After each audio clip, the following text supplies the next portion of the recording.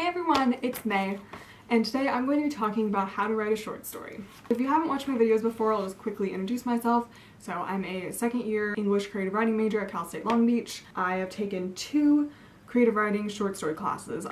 My goal is to write novels more than short stories, but that's just like what has happened so far. I'm going to take the novel classes, but that's beside the point of this video. So I've taken 2 short story classes, and before taking them, I really didn't have any experience with writing short stories.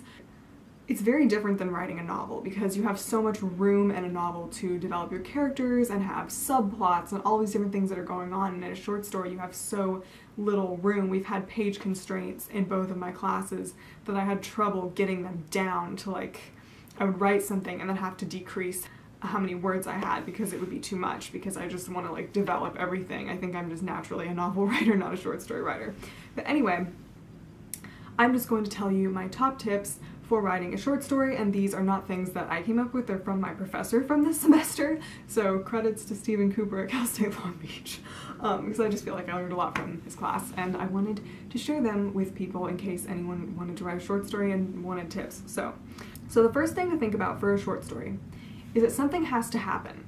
This sounds pretty obvious, like obviously something has to happen because it's a story, but this actually happens more than you think, where I've gone to the end of a short story and been like, what's the point? Something important has to happen, because your reader shouldn't be left at the end of your story wondering, so what? More importantly, the something that happens has to matter to your main character, because if it doesn't, you're left with the what's the point again. Also, concerning your main character, a change needs to happen to them. We need to look at them at the beginning of the story and the end of the story and see that a change has occurred because of the something that happens.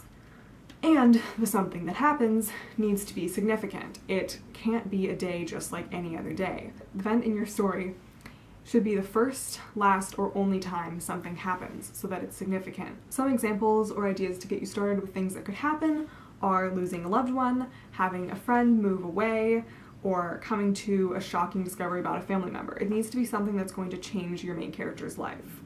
And your short story doesn't have to span just one day, just one event, but I found it easier when I write stories that are 1 or 2 scenes versus trying to cram a whole bunch of time into a short story. And it can totally be done. Like, I've had reading assigned where we read short stories that were like someone's whole life crammed into a short story. But it just, I find that writing, if you're like new to writing short stories, writing 1 or 2 scenes is usually the best, and it makes for a stronger impact on the reader when you're just reading 1 scene.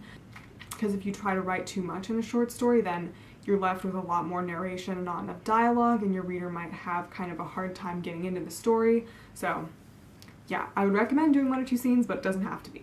So that's pretty much it. Just remember that something has to happen, it has to be significant, and it has to matter to the main character. That's gonna be it for this video.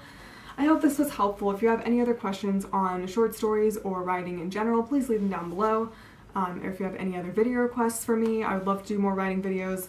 I don't really know what, but I'm sure I'll come up with something. So thank you for watching. Please subscribe and give this video a thumbs up if you enjoyed it, and I'll see you in my next video. Bye!